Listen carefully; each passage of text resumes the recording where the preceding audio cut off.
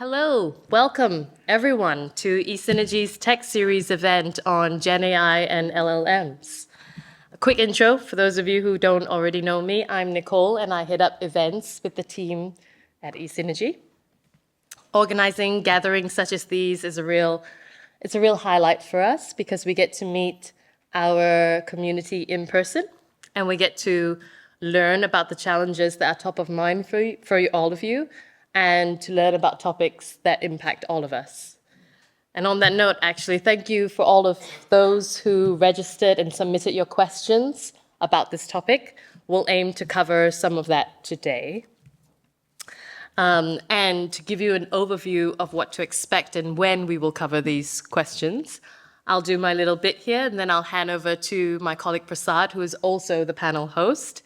He'll give you a little bit more about esynergy and our take on the topic, and then tell you more about why we're talking about it with these experts today. Then we'll delve into the panel discussion. And towards the end of that, we will be hosting a Q&A. So any questions that come to mind during the session or that we didn't manage to cover, please feel free to raise them at that point. A little bit of a housekeeping reminder. It will be great if you did wait for our team to bring the mic over so that we can capture the audio, because yes, we are recording the session and we are live streaming it. And you will all receive a copy of the recording following the event. And that's my bit done. Without further ado, I would love to kick off this session. Welcome to Decoding Gen AI and LLMs. Our panel of experts will be delving into the fascinating world of developing secure and user-friendly Gen AI applications. Discover how we ensure the safety and relevance of generative AI applications by augmenting a foundational large language model with real-time, contextual, and valuable data. Please welcome our panel host and esynergy's Gen AI practice lead, Prasad Prabhakaran, and our illustrious panel, Duncan Cooper, Carlo Nebuloni, and Rebecca Gorman. You know, you are in the right room, right? We're going to discuss about how to make smoothies. Right? That was the right room. Right, so with that back, let me tell you a little story about a coffee shop near to my tube station. So I live near a place called Northwood Pinner. So there's a coffee shop, which is, they sell average coffee, but highly priced. Right. And one day, these guys launched smoothies. Amazing tasting smoothies. I never had such smoothies in my life. Such an amazing tasty smoothie, right? And then I asked that guy, tell me, what is there in the smoothie? I never had this kind of smoothies before. He had just a smile. He didn't tell me what has gone into that smoothie, how it's blended, what is the recipe behind it, whether it has got milk in it, whether it has got nuts in it, nothing. But every day I saw seeing his queue is, going in a geometric progression, right? So it's been an amazing success story for him by selling a smoothie without telling what is in it. And it's maybe a sheer coincidence. He launched this smoothie very recently on November 6th. On the same day, OpenAI launched their Turbo GPT. Okay, I'll leave that bad joke with you. Right. With that note, I saw some few new faces, so I thought I'd give you a little quick snapshot on who we are and what we do. So we are focused on only one thing, that's delivering business value. So we are focused on delivering business value for our clients. And unlike many consulting firms, we don't claim that we are experts in everything. We try to do better than what we did yesterday. That's only one thing which is in our DNA. And we are quite proud in a community like this, because all our experts are one of you like, right? So somebody who is fully having a belief in right kind of autonomy, and we provide right kind of mastery, and of course, with a great purpose, right? So that's why we have a community like this. And if you are expert in any of these areas and would like to talk one of us, we would like to be part of our lead associate panel. Right, and most of our customers, which you see here, they all come from either references or from recommendations. Right? So you could understand why do we do things better. Right, so today I take this opportunity before the panel to introduce our GenAI offering and what we think, what we are trying to do in this space, and some of our early experience which we are doing in the space. Right. So I'm quite convinced, at least we have got close to 50 people here, and you all believe there is a big potential in GenAI, and I'm sure it is like the internet in early 2000. It is going to transform the way we work. It is going to transform the way we do business. But in the context of an enterprise, there are a lot of challenges. There are many challenges which we are double-clicking as we get along with some of our conversation with clients. It is around security, contextualization, around ethics, understanding how we are really delivering the value. Is it a solution searching for the problem, like the blockchain one, right? No, right? So probably we need to look into much deeper. So there are large challenges in the context of enterprise. We are double-clicking each one of them as we discuss with many of our clients. And the big conviction which I have helping building some of the GenAI solution is the LLMs are just one piece of the solution. It's one piece. It's a great piece. It's an amazing model which is powerful with an NLP stuff. But there are a lot of things which you need, right? You need proper data products. We need access to data, policy, governance. This is all required when you are talking about enterprise. And of course, we need to augment the existing large language model with right kind of context. And it brings great capabilities. It helps you to search massive amount of data, structured, unstructured. It helps you to summarize. It helps you to generate. It helps you to data analysis. I'll come to this. This is an amazing thing which we are doing currently. And it delves into many use cases and applications. And of course, we need a great supply chain of infrastructure. And there are systems. This cannot be isolated one. This need to be part of your ecosystem. You're delivering KYC, or you're delivering AML, you're delivering new product roadmap. So there are existing businesses. How do you build into that workflow is very key. So there are many use cases which we could see across the industry, and broadly which falls into these four categories. Right? That's what broadly it sees. There are many more, but broadly this is our exposure in the space, right? I want to start with data analysis. This is an interesting use case where organizations have spent millions of dollars in building data frameworks, data fabric, or data mesh, and helping business to self-service and create data products out of it. Right? The biggest challenge which many organizations face today is the trust business have got on these things. Right? How do you drive more trust in the business by giving them an access as this data source? They can interact with the data source as a human being, right? Try to talk to the data, understand and trust it, and then they drive into taking ownership of those data products.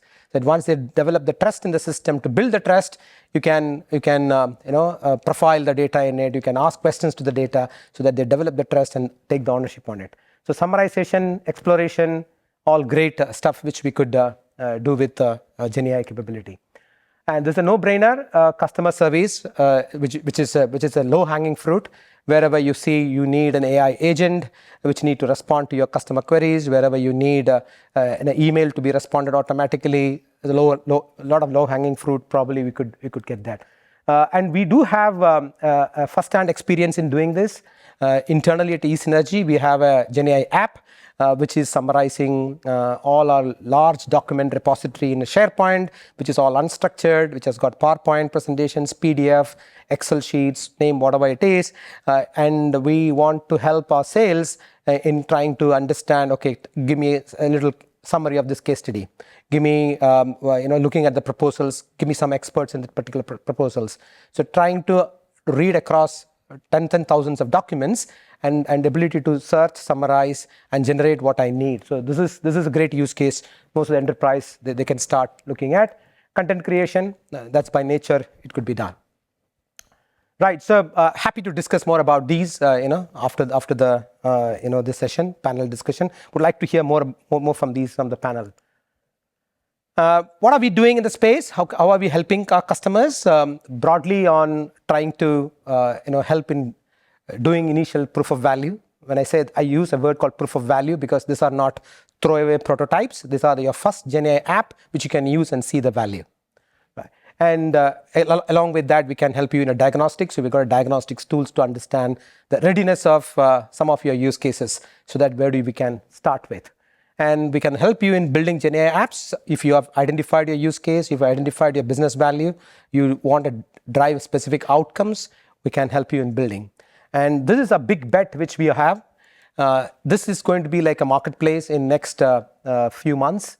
It's not going to be taking years. By next June, July, every organization, like you have a marketplace for your apps, you will have a GenAI app marketplace. Because every part of the business will start building something on their side of the desk. Now it will become unmanageable. So now you need an infrastructure, you need a supply chain, you need guardrails, and you need elements to protect your interest, your understanding the ethics behind what you're doing with this. And you need to have all foolproof, end-to-end traceability, visibility. Regulators will come behind you, right? You need to explain what you're doing, why you're doing, and stuff like that. So you need to have a framework which will host all your GenAI apps, which is regulated, monitored, and you get best out of both of the worlds. Right. With that note, I don't want to stretch any further. We're going to meet after this discussion anyway. We can all catch up. And I would like to welcome our panel. We have got amazing panel here today. So you got Duncan Cooper. Duncan, please take your seat. CDO, Northern Trust, Asset Servicing. Big hands, please. We got Carlo from AXA, again, Chief Data Officer. We got Rebecca. Rebecca is a co-founder and CEO of Aligned AI. Good. Thanks for coming. Did you have your champagnes and drinks? Being very well prepared and not drinking yet. Good. So I think broadly we had a lot of questions from people who have registered. So I broadly, bucketed them in 4 key categories. We will start discussing one by one, and probably feel free to give more context and introduce yourself a little more. And it will definitely help, right? And it's a very topical one. Let us start with very sticky one, the topical one. Recently, we concluded a first AI safety summit in the UK, right? Which was talking about all frontier AI model need to be regulated. And there was a big diplomatic statement from government and stuff like that about ethics and regulations on AI. It's a very, very subjective sometimes, and it is very topical, but very important one, right? So the question is like this, right? What are your views on ethical concerns and questions around regulation when using GenAI, especially the frontier AI, which is built general purpose one, a smoothie which you don't know what is therein, right? So Duncan, you want to start with your views? Ethics is a good thing. I think that's a fairly agreeable statement we can all make. Look, whenever you're dealing with something new and innovative, it's something that you don't really know. It's kind of unknown. You don't know how, especially with things like LLMs and especially with Gen AI, it's very unknown what is going to come out of it. And therefore, you need to have very strict controls about what you're actually doing with it. Mm-hmm. Because there is a risk of a reputational risk based around what it's going to come up with. Is that going to be something that you personally don't want attached to your brand, or something that is not necessarily going in the direction you want it to? So having a strong ethics framework is a good first point. Mm-hmm. And I tend to, because obviously I'm a data geek and I feel the need to extend it into data. A data ethics concept is the foundation for what you're going to do that then will drive into your artificial intelligence models as well. So ethics across an entire organization is probably where you want to start. I think Gen AI is a good driver to get you to that. Fantastic. What about you, Carlo? Have you thought about this? I think that that's a very central point. I would distinguish between ethics and more probably the regulatory part, and especially the risk of leakage. So in ethics, I think that, as Duncan say, it's important that you have your own framework like we have on AI. We are developing it, but we are already trialing, and that you consider, elements such as fairness, bias, transparency is probably a bit more difficult with generative AIs. Something that we have to think about, but all part of the framework. On the other side, I would say there is, because Gen AI is new, the technological stack is probably also new and not, defined yet for sure. If you think to big enterprise, like us at AXA and generally large corporate, what they tend to do, what we tend to do is to have, agreements with technological partners that are setting all the limits, liabilities, responsibilities, and this is not happening yet. Therefore, by default, what you end up with is with the limiting, narrowing, the application of Gen AI, because you are basically in the land of uncertainty in terms of technological stuff. You don't want to take the risk, and therefore you are closing down lots of possibilities, limiting the data and the application of the generative AI. So this is what we are living very much at the moment. That's great. And of course, Rebecca, I missed your session in Bletchley Park. I think we were in the same place on the same day. So I understand, and I heard about you being part of the panel discussing more about these, right? So what are your views, being the startup in the space, being an expert in this area? What are your views on ethics and regulations required in the space for Gen AI?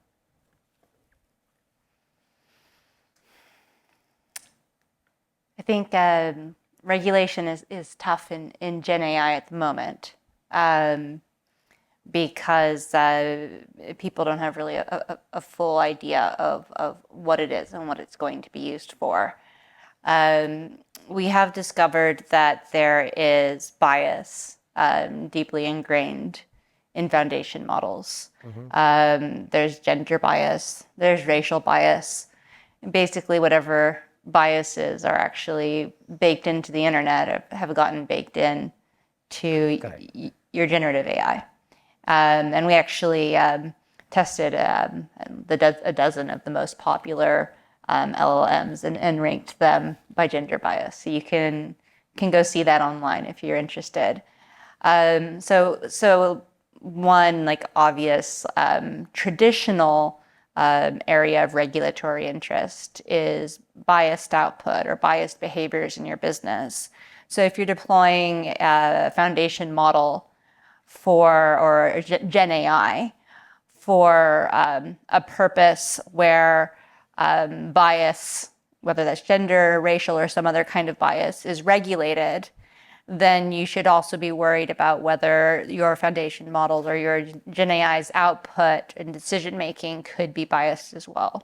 So that's one clear-cut way where existing regulation will actually apply to your Gen AI output. Another thing to be careful about with Gen AI is unexpected behaviors. So not just hallucinations, but sometimes your Gen AI will behave differently than you're used to it behaving because of the stochasticity that's incorporated to get your Gen AI to do interesting things.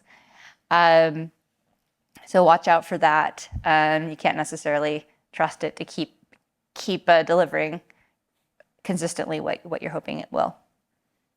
Good. Right. I think it's been realized by organizations, companies who build these foundation models, and they are committing to make their models ready to test. You can test. There are guardrails. There are checks and balances they are going to bring. They are going to put light on and explain why certain things are that way, and stuff like that.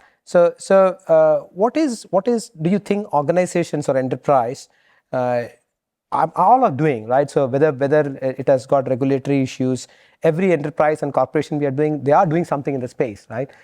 People have come out and publicly announced so much of investment they are doing in the space and stuff like that. So to start with you again, so do you think that this is going to be a big business differentiator, and that's why even though there are a lot of unknowns, right? People are started doing some experiment in the space. Boldly, organizations are coming out and expliciting their interest in doing some of these.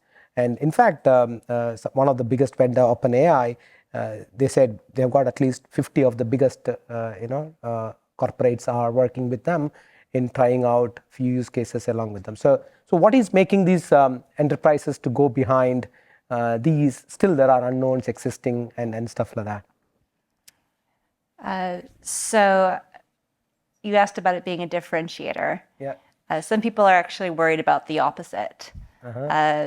So that basically anything that you're making with, say, your foundation model or with your GPT's app from ChatGPT is easily replicable by other players. And actually something that we've seen time and time again is that some small person creates an interesting open source project, and then a number of other people commercialize it into an app, and then 2 months later, like OpenAI incorporates that functionality into the base product, and all those people who thought they were making a cool new product, they've got to start over again because they've been made obsolete. Then when it comes to having your own internal knowledge, your specialization that you're incorporating into an app, you have to be careful because that knowledge can be exfiltrated in multiple ways, whether by hacking the GenAI app to get it to give you proprietary information, whether that's the prompt, or in the case of people who've made the recent GPT apps, the material that's been given to specialize the GPT app. People are hacking that. Also, information can be exfiltrated just by interacting with the GenAI system, and then that information can be used to train a competing system. So there's actually a lot of pitfalls for business, especially in GenAI. So you see, people will not use it as a differentiator than finding many opportunities in that particular space. That's an interesting view, definitely, right? So Carlos, what do you think about the opportunities, how GenAI can enhance the business?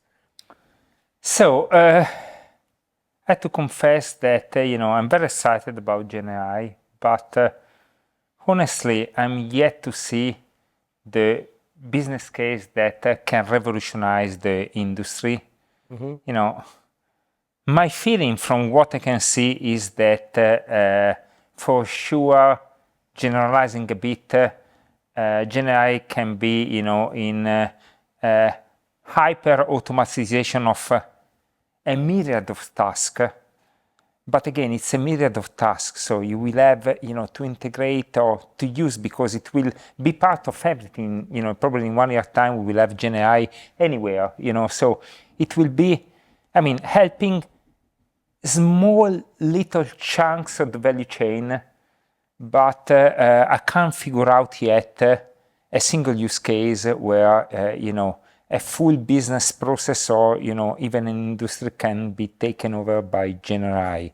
At least, with the current level of maturity, then who knows, perhaps, you will create something that, will be revolutionary or, somebody else, I don't know. But at the moment, this is how I see it. What about you, Duncan? What do you see anything differently or? I know I was worried I was going to be the only cynical one. I think when we look at GenAI at the moment, for me, it's like a Swiss Army penknife. It's kind of cool. It's got loads of attachments and you look and play with it and it's like, this is fun. You can do some stuff with this. But then when you actually try and do something, one single job with it, you find that actually there's better tools out there to solve that one single problem. So, if you want to saw a piece of wood, you can do it with a Swiss Army penknife and it'll take you a couple of days. You're better off just getting a saw.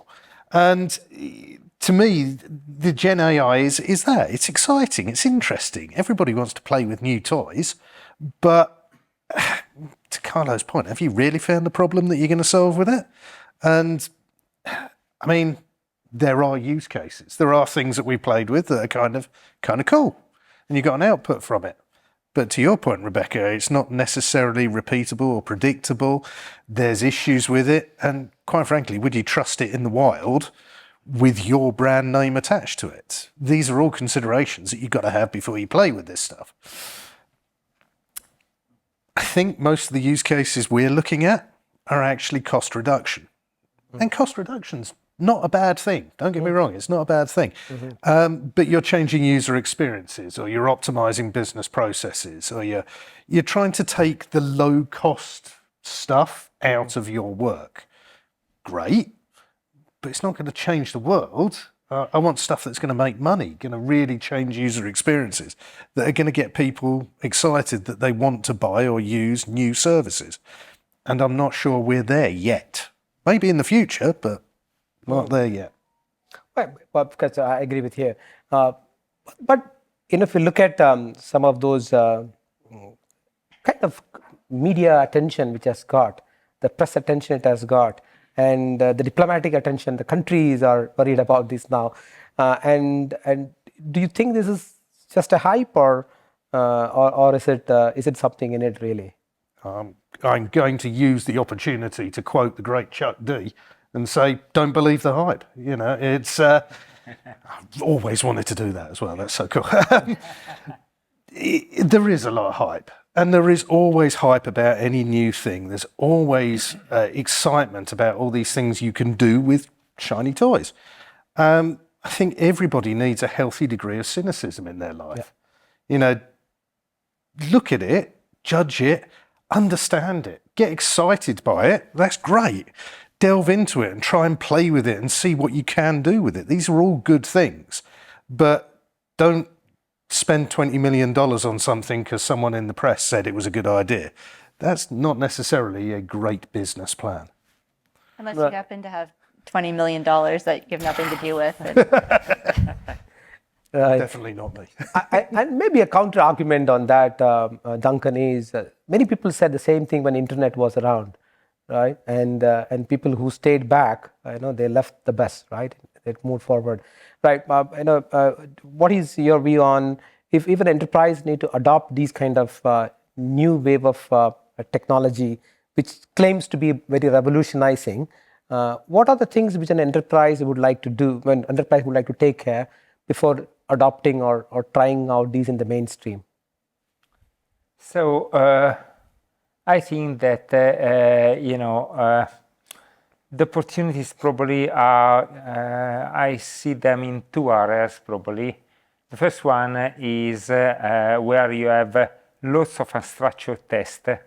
Because traditional AI technique, machine learning, and similar algorithms are very good where you have data, and probably good quality data, where you can apply your algorithm and, find out very good insights, integrate it in value chain, make recommendation, real time. That's great, Where we are lacking at the moment is with this technique we tried, with speech recognition, text recognition, OCR before, but where you have unstructured data, you are really struggling with, traditional technique.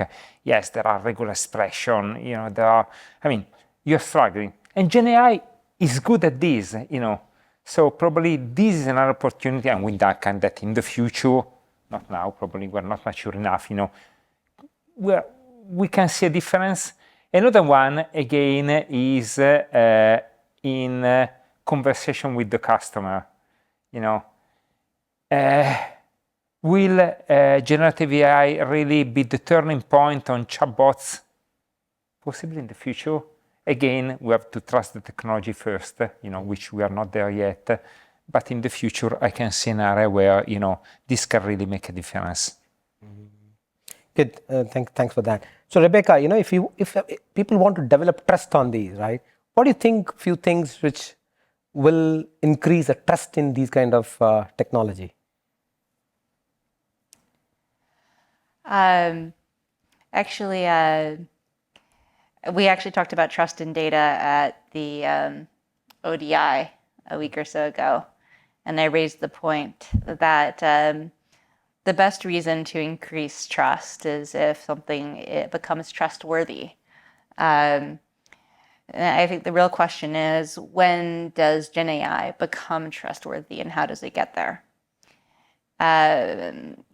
We hear a lot in the news about hallucinations. As I talked about earlier, there's also bias and unexpected behaviors. We don't know yet if any of the major organizations like OpenAI and its competitors have anything in the works that makes artificial intelligence or Gen AI more trustworthy. But I think consistently doing what you expect it to do is really what we want to see. Right now, it's very easy for us to feel that the Gen AI output is giving us what we expect when it isn't. So for instance, using it to search a database, getting results that look good, and then we don't check those results to make sure they're accurate because we're so convinced that they are accurate. Mm-hmm. So at the moment, we're actually trusting these Gen AI systems to a degree to which they don't deserve. We have an untrustworthy system that we feel can be trusted, and that can be quite dangerous in an organization, especially when we connect up these systems, these Gen AIs, to actually talk to each other without a human in the loop. Then we even amplify that even further. Okay, so again, to start with you again, so what is that you think these big tech companies who build these base models, they should do to improve the trust? Again, actually, I object to the question. I'm sorry, because they're doing a lot to increase trust. But too much, right? We should trust these systems less than we do. Okay. Mm-hmm. So there is actually a lot of AI research on how to increase trust in your AI system, and most of them don't involve an intermediate step where you're making your AI more worthy of trust. I find those methods questionable. Mm-hmm. So who's your authority of trust? Tell me more. What do you mean? I'm just interested in this. What's an authority on trust? What you said is very interesting in terms of if you look at AI, and AI is basically learning through past experiences. We work in the investment management industry where everyone has a disclaimer in terms of past performance will guarantee your future performance. Right? So I think what you're saying is super interesting, and I'm also for actually am, but hijacking it a little bit. So if you, in terms of the idea of data being differentiated and data being scrutinized from a number of different kind of angles, you talk about trust and AI being trust versus people, and I haven't got the answer. That's why I'm asking the question. What are your views on that very subject? I would say that we trust something, or we should only trust something when we can rely on it. So if you look at the philosophy around trust, it's, do we believe that the other party is willing and capable of performing as promised, and is there an accurate communication of what we want delivered? And we use our judgment on what we think those variables are in order to come to the decision of whether we trust or not. To trust something is to put ourselves in a vulnerable position, because if that trust is betrayed, there's usually some negative consequences for us. So you have the example of the lawyers who use ChatGPT for legal research. ChatGPT gave them some realistic-looking precedents with realistic-looking references, and those lawyers relied upon that to file a brief. It turned out the judge was smart enough to look up those references and find out that those weren't real cases. And those lawyers had inappropriately relied on that information and trusted a system that could not be trusted. So that's something that we all need to think about, because if we're going to trust something, if we're going to rely on it, and if our business success or our career success is based off that reliance, we are making ourselves vulnerable. And if that trust is misplaced, it can have an adverse effect on the business. I've got a simple definition of trust, which I feel is, if I trust someone, if I want to trust a driver, he need to know the skill, he need to know driving, I need to have a good attitude, right? And if these two combines, if I've got a great attitude, but you don't know driving, I can't trust him. Same way, it should have the skill, it should have, but here in GenAI, I could see it has got some skills, but you need to develop the attitude of the ethics behind it. So that's where probably it could develop trust. But definitely we can carry on this discussion. It's just very interesting and very philosophical sometimes, right? When we talk about trust, ethics, and stuff like that. Right, so since we got two chief data officers here, I can't stop talking anything about data here. So data accessibility. So now, we all know that large language model brings some capabilities. That we put that word, right? It's a capability. It helps you to search, summarize, generate, and those capabilities.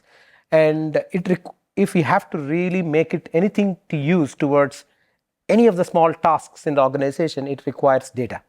Right, and how important thing you think the readiness of quality data sources available for these GenAI related use cases and capabilities in currently, for example, in any organization when you take, how ready we are to give data to make GenAI contextual to an organizational situation. So, you can start. You can start. Both are CDOs. I'll go first, seeing as I asked the question. So, do we have data available? I think it's fairly safe to say that no organisation has free, complete access to every piece of data at their whim. And they shouldn't have, to be brutally honest, because there are controls and restrictions that you need to have in place around the data. I read actually, it was today. There was an interesting post from someone posted up on LinkedIn, and I read through it, where they said data governance has no value. Data governance is just ensuring that the data is correct. Well, surely you could apply AI to ensure the data is correct, which seemed like a somewhat recursive argument in itself. But it was an interesting question or philosophical point, in that, is it worth spending time, effort, and money on consolidating, aggregating, and exposing data when you have models that can go and fetch this data from all these dissimilar sources and potentially glue it together? I think it's fairly safe to say that what we've discussed so far suggests that the models are not mature enough to go in that direction yet. And my personal view of AI at the moment is it's like a 3-year-old toddler. It's lovely, and sometimes you can have an interesting conversation with it and you will get value out of it. There are other times it's going to throw its dinner on you and have a strop and not necessarily give you the outcomes. I enjoy talking to my 3-year-old when she was 3 years old. I wouldn't trust her. She's 3 years old. Did you steal that sweet? No, not at all. That level, that's where we're at. And I'm waiting until Gen AI gets to the maybe truculent teenage years and locks itself in the bedroom and listens to The Cure all the time. But then it's starting to get a little bit more mature. It's getting more predictable. The behaviours may not be what you want, so you may need to correct those behaviours, but that then is getting where I would be more comfortable with it. Is data a blocker for that? I don't think so. Right. Is it an accelerator to make it grow up quicker? Potentially. Yeah, I think that I tend to agree with you, Duncan. Probably I have to say that we are not even at the stage yet of training the GenAI on our data. We are just touching it, just starting talking to the 3 years old and asking their views, but not their views on our data probably yet, On the point that you made about giving full access to the data, and throwing lots of data at this,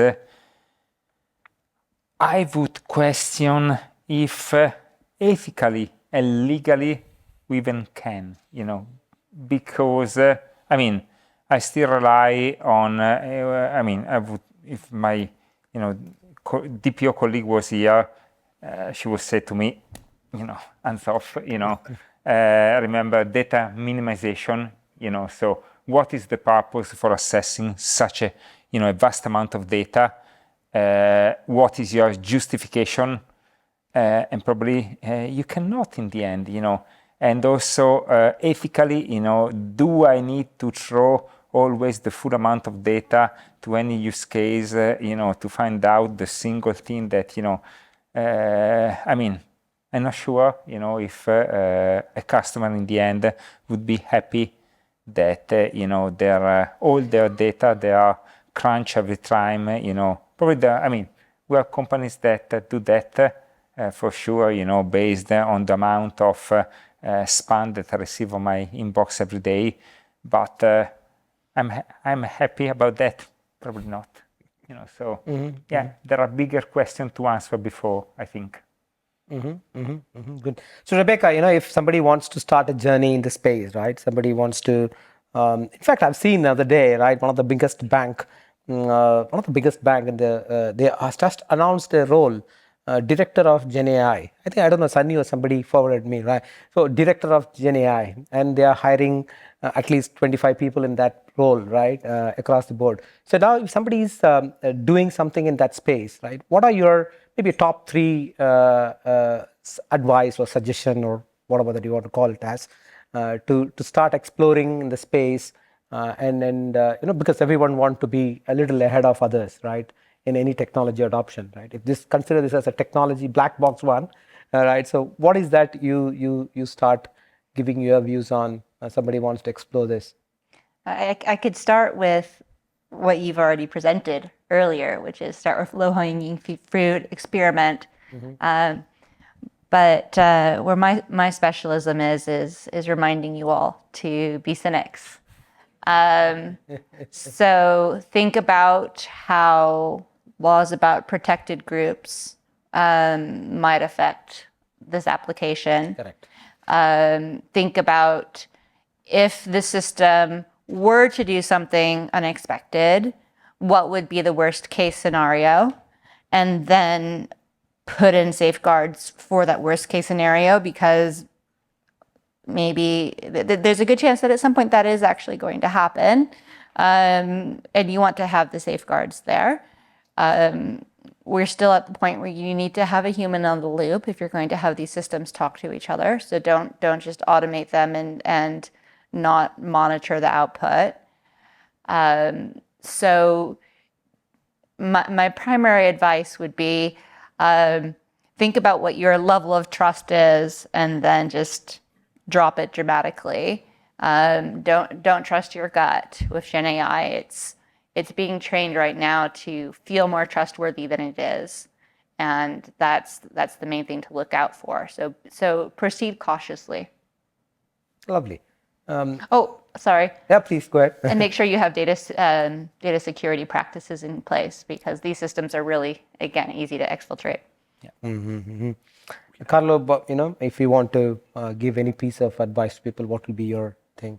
Yeah, I can't agree more. As I said before, the technology stack of this, again, it's like the toddler, put in front of the world, in everything is open, everything is, very raw, not mature, not protected.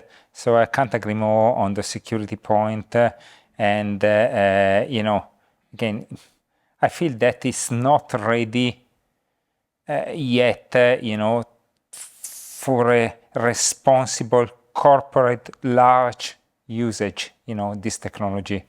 You have to have a safeguard on your side and probably use it, on, selective data sets, just that you can trust that you can put to the technology, and probably you will do, in the worst case, very limited damage, restricted scope, and that's it at the moment. I feel very much that we should act, and we are acting like this. What do you think, Duncan?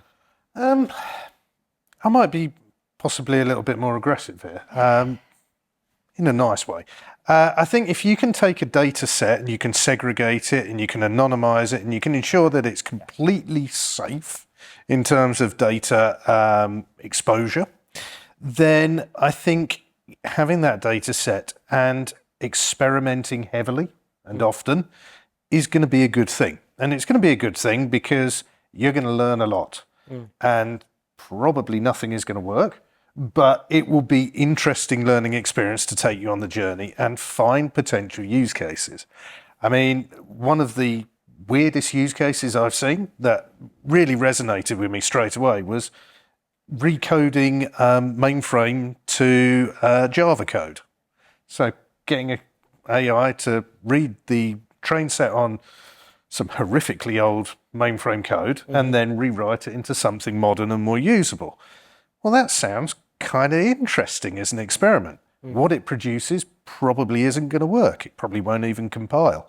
But it will be interesting to play around with, and it will give you more knowledge, more experience, and hey, it might be an accelerator for stuff that you're doing. You never know. I think that's a really useful first step. So I definitely wouldn't ignore it or avoid it. But to your point, Rebecca, go in there with your eyes wide open and completely disbelieve it until it proves that it's trustworthy. Absolutely, fine. Great. So one last round of questions around the few questions which people have asked about open source and Gen AI, right? So there was one of the biggest concern people have had was all these LLMs, the base models which we have, it's all closed source. Nobody knows what is inside. But after Meta launched Llama, it is maybe is it a right way that people would like to start look at an open source model to start experimenting, or I'm just again throwing it out. There's a couple of questions around open source model and Gen AI and stuff like that. So what are your views on using an open source model, hosting in the firewalls behind the organization, and start doing experiment, or looking at the corporates produced base model? Maybe Rebecca, you want to start with, or? I think experimenting with open source is great. So besides Llama, which you can quite easily download with permission from Meta, which they just give out automatically, Mistral, a European startup that's working on complying more strictly with European regulations, is releasing open source models. So that's worth looking at, because I think that they're more compliant with GDPR. And then there's also the Eleuther open source models as well. And I think that those actually rated pretty decently in terms of bias compared to the other foundation models we looked at. Okay. Any views, Carlo? So I have not that experience in open source model because, again,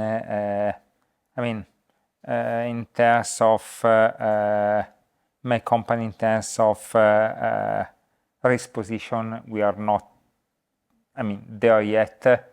But we have experience with the more consolidated model, taking the source and compiled in our own tenant and use it behind our firewall. So yeah, I think that's a way to overcome some of the security, threat that you mentioned, Rebecca, because obviously if you can keep everything in your domain, obviously most of the security, objections will go. So yeah. What did you hear? Yeah, try it. Try it, that's it. Try it. Experiment. Yeah, see what you get out of it. Within the restrictions and confines we kind of put out there, you never know. One model may work for your business case or ideas better than another. You never know until you try. I should probably, though, add that it's actually a lot cheaper to not do open source at the moment. Yeah, exactly. From the computing perspective. Yeah. And maybe, I'm sure we are opening it for Q&A. I've got the clue now. We should open it for the Q&A. But there are a lot of hands going up. So we'll have the mic. So before you ask any questions, please use a mic, and that'll be extremely useful. Hello, I'm Tony. So question for Duncan there. By the way, your teenage analogy of The Cure, my colleague says prevention is a better band than The Cure. So I put a question. I just got back from, I'm not bragging, I didn't actually like it very much. I got back from Hawaii. I was at the Indo-Pacific event, which is a military thing. I asked the question of the CIO of the Department of the Navy. And it's to your great point about cost reduction, Duncan. It's not a dirty word. It doesn't mean people lose their jobs. What it means is that we free people up to do other stuff. Yep. We're all doing more for less in the shops, in the IT shops. So we need that time saved. And in industry, we can monetize that. So my question to defense, to the US Navy was, you don't care about that because you seem to have an endless pit of money. So how does that translate to the military, to defense? Why is being faster, so the transfer of data across the planet's wider networks, why is it important? And the answer was dramatic. It saves lives. The lower latency that we can move that mission critical, mission-minded data, not flexible, mission critical, will save lives. It's something that can be measured. Any thoughts about the importance of, because that's the business I'm in, so it's a kind of loaded leading question, I guess. We have assets in Allianz, in banking, but primarily in signals intelligence, because when we move data, we don't need the key material, we don't cache and store. Need to know, fire and forget. They kind of like that in government. They don't want us to know what's going on. We'd be equally attracted to the cartels. I hope there's nobody from the cartels here. So Duncan, great point about cost reduction. We care about that. Any thoughts? Whew, I could go on for hours here. I promise I won't, but I could. So cost reduction is a very important thing. And I think one of the I'm going to use a quote that I found on the internet once and thought that's brilliant. And then I'm going to search for the provenance of it before I use it. And it was totally false. But it was a quote attributed to IBM that said 95% of the data created by humanity was created in the last 3 years. Absolutely no proof for that. So I start off with that statement. But it's a really interesting mindset, because if we are creating huge exponentially growing amounts of data, then what we have in terms of people and resources is not growing exponentially. So we need to be more efficient. We need to be smarter with what we are doing in organizations. I am of the opinion that you should always strive for efficiency in whatever you're doing anyway. So for me, it's a really important aspect to take on board. But if you look at the amount of data and the amount of information that's potentially in it, the only way you're really going to leverage that properly is through artificial intelligence. And I should segregate the difference between AI and generative AI as two very different things. But for me, that's a really interesting area that has huge value. Yep. My question is for Rebecca. You started a very interesting set of answers and questions about talking about bias and about, as a negative that these models have various forms of racial, sexual, and God knows what other type of bias. And a slight caveat before, or disclaimer before I ask my question, I don't condone any type of bias of that type. However, the suggestion you gave that reason for this bias is because, it learned it from the internet. And if we were to suppose that the internet is a broad barometer for public opinion, is the model wrong to carry on the same bias, which is that of public opinion? Because I think it's a very large assumption to assume public opinion is good opinion, but it is public opinion nonetheless. So is the model wrong to do so? There might be a difference between, let me give you an example. So WhatsApp recently introduced generative AI stickers. Have you all heard of this? So if you go to WhatsApp, generative AI will generate a sticker for you for whatever description you put into the prompt. And apparently, just after this came out, some people decided to try Palestinian child as a prompt for the WhatsApp sticker. That's like a sticker is like a drawing of something, like you might want a teddy bear giving you a hug, right? Well, some people wanted a sticker of a Palestinian child. And WhatsApp generated a child holding a machine gun. So you might ask me the question of, is that bias wrong? And I think that many of us would instinctively feel that it is. How you measure that wrongness, that's maybe a harder question. Is it wrong because it's stereotyping a Palestinian child in a different way? Certainly.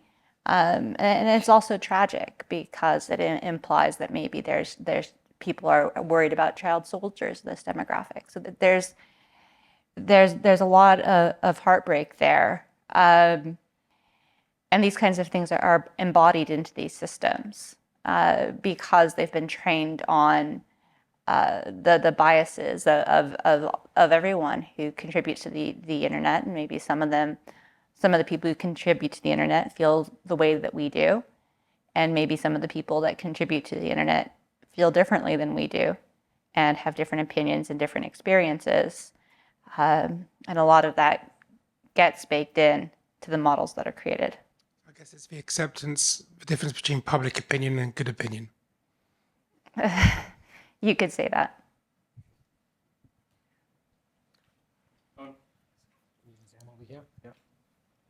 Who was first?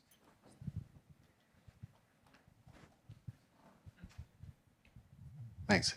I mean, the talk of trust is interesting because I don't trust humans that much. In fact, you talk about the picture of a child with a machine gun. There's quite a famous picture, I think, of a child holding a machine gun and another child holding a book, The Little Red Riding Hood. The book is banned and the machine gun is legal in America.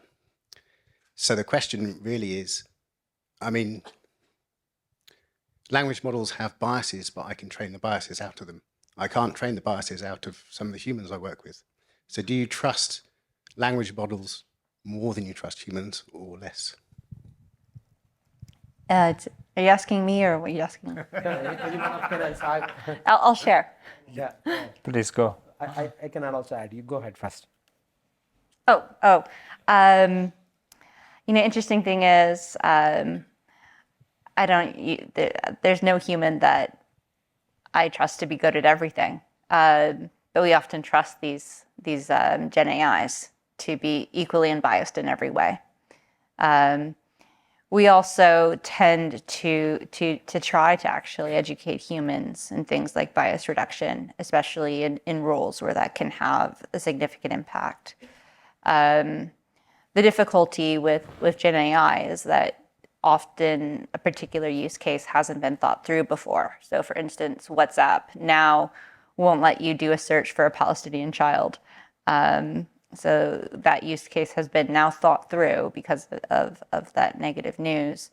But it's hard to anticipate unknown unknowns. So especially when you're distributing Gen AI to users, you don't always know how your users will use it. A supermarket in the UK, I believe, made an app where you could input ingredients and get out recipes. So people input bleach as an ingredient and got recipes for a beautiful aroma that was actually a poison gas. People also, for some reason, decided to input human meat and got a recipe for a savory stew. So you don't always know what your users are going to do. And that's in WhatsApp's case, it was a bit of a PR crisis for them. Yeah. So coming back to the trust is earned normally, right? So anyone I want to trust need to be earned. So any technology for that matter, whether it is any technology, whether it's internet or driverless car, or any technology which is coming on to my way of working or way of life, if I have to trust, it need to earn the trust. For that, according to me, start small little bit experiments where I start believing a bit of it, and then probably then look at it, right? So everyone did that. So any technology, that's a human psychology basically, right? Yeah. We will resist technological thing initially, but as and when it start, people start looking at there are guardrails enough, then probably people start adopting, right? Yeah, I think last 2 questions. Yeah, she's saying last 2 questions. Yeah, yes, please. Hi. So my question is around the most high-profile case was around Getty images, where Getty watermarks are starting to appear in stable diffusion generated images, and this that was a very clear and obvious example of where LLMs have been hoovering up, or image models have been hoovering up copyrighted information. And we've seen quite a lot of large media aggregators rolling up the drawbridge for their services, so like Dow Jones and LexisNexis and many others, and also this new kind of anti-crawling, so new robots text appearing on websites. For organizations like SRM that deal with lots of public source information to make assessments, it's very uncertain at the moment. I was wondering, and also, I mean, it kind of maybe predicates a potential change in the way people consume information, because these organizations are seeing that potentially people are going to stop going to kind of generating royalties by clicking on links to view articles, and are just going to ask their LLM. I mean, what I think, Prasad, maybe question primarily for you, but what have you seen this in some of the businesses you've been working with, and have you seen that how they're reacting to these, and do you have any advice for organizations that are facing some of these challenges around where they get their data nowadays for use with LLMs? Honestly, I've not come across anything from the business perspective doing these, but of course, like you, I've also heard the news which is out there about the copyright issues and stuff like that. But it's like this, right? It's trying to make a traffic signal post for flying cars, right? Flying car, we don't know whether the same traffic post signals can be extended to regulate the flying cars, right? But it need to be regulated, right? But we don't know how to regulate. But extending our existing thoughts around how we regulate our normal cars on the road may not help. Right? That's my view. But it is emerging. As we say, it's Duncan's analogy of a toddler getting naughty. So there will be some old techniques. The stick may not work for the toddler now, right? You will get back, right? So you need to find out different ways in managing those. So that's my, I don't know whether it helped you, but that's my view. Yeah. I mean, I would add in, this comes back to where we started at the beginning, which is ethics. Yeah. If you're looking at large language models that are potentially going out there and taking intellectual property from sources and not paying for it, that's really kind of unacceptable. That is theft. Now, is that something that needs to be prosecuted or something goes through the law? It's not for me to say. But it raises an interesting issue straight away on those ethics. And for me, my concern then would be liability. Because if you are, as an organisation, using something that has stolen intellectual property, are you now somehow liable for what that produces? So Rebecca's kind of covered it. Don't trust anything. Be very cautious about what you're looking at, because some of these questions have not been tested and have not been brought to the forefront, and you don't want to be the first organisation that has to answer those. The last question. Yeah. Who's having the last question? Rebecca, I very much enjoyed your story of the lawyers who presented the precedent cases to the judge that didn't exist. I think they learned a pretty hard lesson about accountability that day. and they'd move the responsibility for producing the evidence off of paralegals, adult paralegals, and onto 3-year-old Gen AIs and LLMs. And accountability hasn't really come up in the discussion so far today, but I don't think it's ever going to move off the humans from a legal point of view. And my question is very specifically for you, Rebecca. Do you feel that the chief data officers of large organizations should be held accountable for the output of Gen AI and LLMs in their organizations and the actions that the organizations take from that? I think what I'm going to say is going to surprise and not surprise you. My grandfather and great-grandfather were civil engineers. And the interesting thing about being an engineer that designs a bridge, you don't stop at the blueprints. You oversee the construction to make sure that it matches your blueprints, because your name is on that bridge. And if that bridge falls down, you're personally liable for what just happened. And now civil engineering's been around for a long time. The Romans were doing civil engineering, and I doubt they had the system sorted out back then. But somewhere along the course of thousands of years, we decided to give responsibility for the systems that an engineer designs to that engineer, that extended throughout making sure that the production of that system was according to the engineering standards to high enough level of safety and reliability. Now, you might ask me about chief data officers, but they're actually often not the ones engineering these systems. I would actually place responsibility in the hands of the engineers that are building these systems. Right now, engineers don't have responsibility for the systems that they build in computer science. And because these systems often affect hundreds of millions of people's well-being, we actually need to start rethinking that. If engineers are responsible for the things that they create, that's going to result in them behaving more responsibly and pushing back more on organizations when organizations are asking them to do something that they know is not safe. Thank you. I think we can have more questions. We're going for a drink, so that I'm going to have more questions. Just to, from a takeaway perspective, I'm sure many of your questions are answered. If not, probably we can continue further. And from a takeaway perspective, Gen AI is just another tool, and use it with caution, and start experimenting small and try it out. Don't try to avoid it. I like it. Try to explore it and use it in a place where it is a low-hanging fruit, less risky ones, and learn from it and continue further the journey. Thank you so much, Duncan, Carlos, and Rebecca. Wonderful. A big hand, guys.